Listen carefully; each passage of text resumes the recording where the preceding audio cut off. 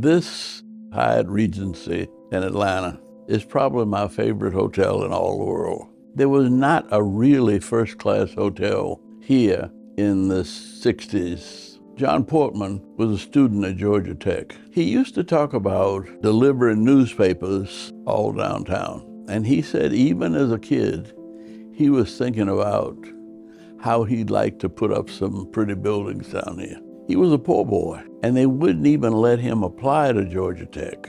And he was white. He got accepted into the Naval Academy. The Naval Academy was overloaded.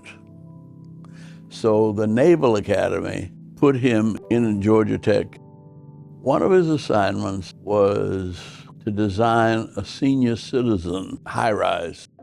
He went door to door interviewing senior citizens, and none of them wanted to go in a building because they wanted to sit on the front porch where they could talk to their neighbors. He came up with this idea that he could turn the front porch inside, and they could sit inside and talk across the hall and still stay in touch with their neighbors.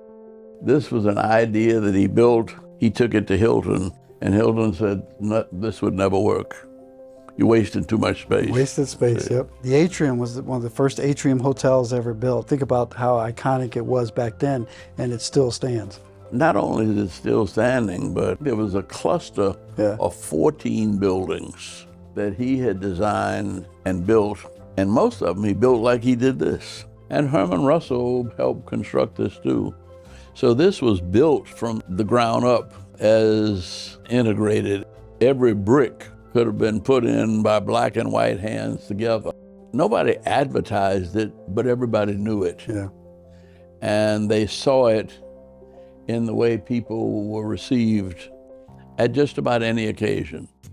This was not only the beginning of modern Atlanta, it was where we had the last convention before Martin Luther King was killed. And that was a memorable event. Yeah. It shows a Martin Luther King that few people know. We had invited Harry Belafonte, Aretha Franklin, and Sidney Poitier was the main speaker. Martin grew up with Aretha's family. Aretha had lived a kind of troubled life as a kid. Her singing came from her soul, and her soul was always in turmoil. Carol Hoover got Dr. King and said, you really need to come talk to Aretha.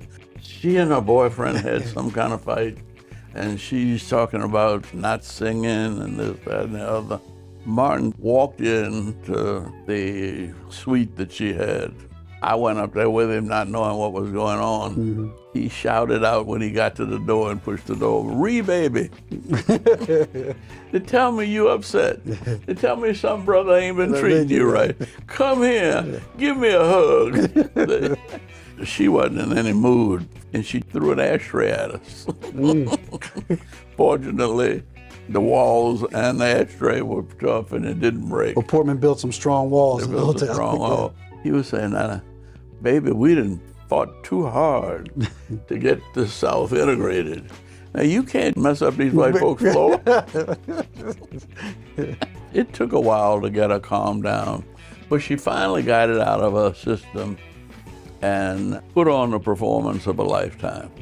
I think that was 1967. He was killed in 1968, and so this was the last convention that he went to. Yeah. Talk a little bit about, we were designated by Dr. King as the Hotel of Hope. He never gave up hope for Atlanta. He knew John Portman, and this was where he was forming views about working class people. And it was important to him that the people who worked here were not only multiracial, but that they were treated well. We always had a good relationship between the staffs and the community. And I think one of the reasons for the success was that everybody in the community felt welcome here. In 1961, Ralph Bunche, Deputy Secretary General of the whole United Nations, he ended up staying in somebody's home in Atlanta because nobody would accommodate him. The first 3 conventions here, SCLC, Bronner Brothers, who was a black hair care, and there was a black disc jockey convention.